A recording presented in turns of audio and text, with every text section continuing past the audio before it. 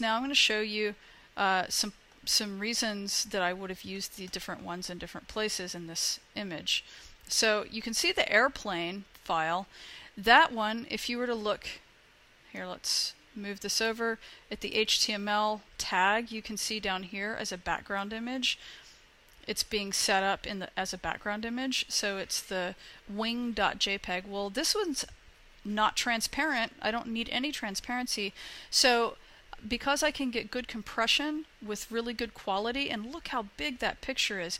It's 2,832 pixels by over 4,000 pixels tall. Actually, it's a tall picture. And the reason that I have this really long, big picture is because A, it worked really well for what I wanted to do, but also that means that I could look at this thing on a 30-inch monitor or on a large TV or something that has a very high resolution, and it would still fill the whole space. And the way that the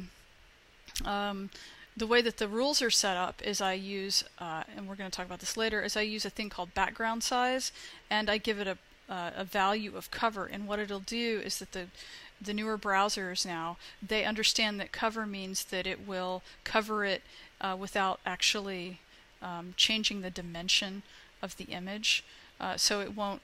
It'll constrain the proportions so that it won't, make it too fat or too tall by messing up the dimension proportions.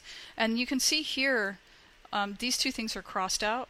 That's because these are for different browser types. So where it says MOZ background, that would be for Mozilla-based browsers, whereas the Chrome browser is a Gecko-based browser.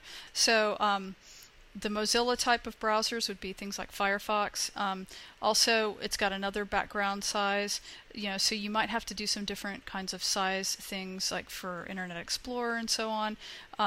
The WebKit, anytime you see something that's called WebKit, it's for Safari or any kind of Apple browser tools.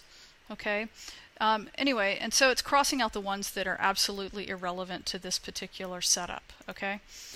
So don't be alarmed if you see something like that, the little warning symbol. Now, that is why I would use the JPEG for the background.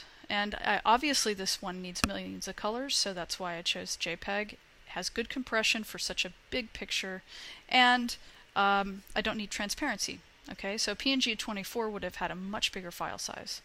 Unnecessary. Okay, now obviously I just explained why the white dots are PNG 24s.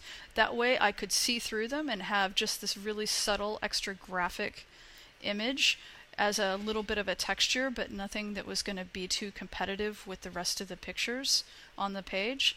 And also this title that's up here, this Jet Setter title, is also PNG 24, so that I could get a good drop shadow and be able to see through the drop shadow if the screen is large enough. You can't really see it here, but on a much larger screen you can actually see other elements behind the drop shadow as they get resized, as it moves around. Okay.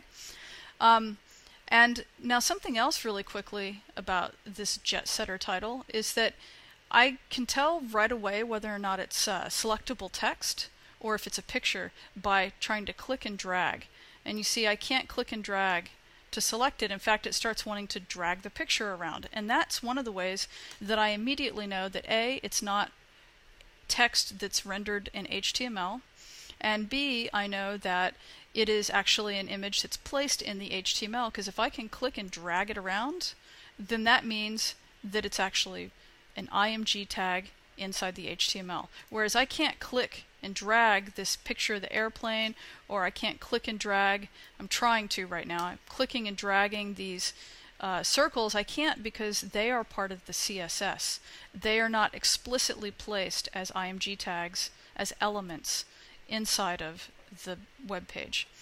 Okay, now if I scroll down and I look at this picture, and this other picture, as I said before, these are JPEG images because they are they need millions of colors, and I can have good compression. And the other thing that's nice is that I can save them as a larger picture, and when things scale down in my CSS, if I scale the picture, they'll still have a good quality, and they'll still be decent if I scale them up as well. Alright, and so The other thing I want you to notice is that these pictures have rounded corners. A lot of people think that they have to save their pictures out that way, and you don't. You can actually change that.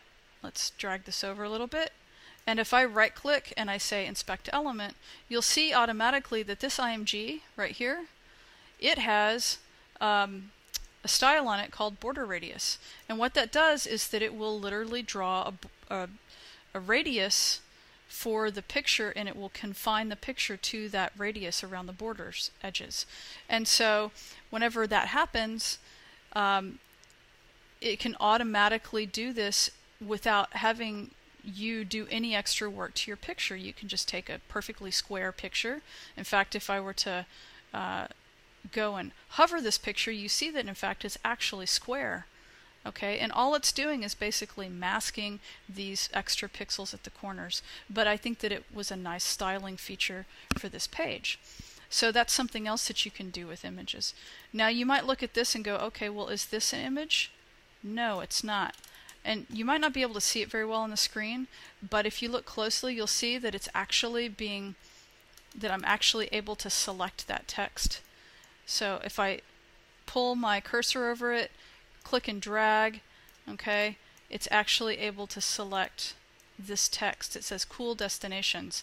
And if I right click it and I say inspect element, you see that in fact it's just an H2, and it actually says it has the text of cool destinations.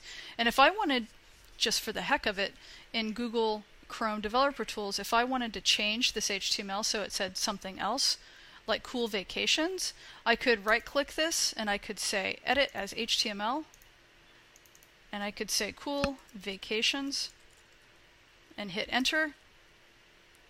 Okay, and whoops, sorry, let me click off of it. And then you see here now it changed the words from cool destinations to cool vacations. And it didn't permanently change it because I didn't, it's not saved into the file, but it lets me see what's going to happen in live mode so that I can kind of play around with my page and just see what's going to happen. And that's another way automatically you'll know if something is text or if it's a picture. So like I know that this isn't just a background image to the H2 because I was actually able to edit the HTML right here.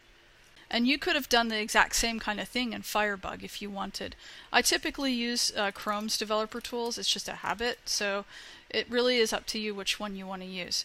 Alright, now that I have talked to you about why I used the kinds of pictures that I did, and I showed you the difference between like the GIF, like the indexed color file versus the PNG24, I'm going to end this demo, and I am going to start showing you how you can make those images and how I actually went about building this web page.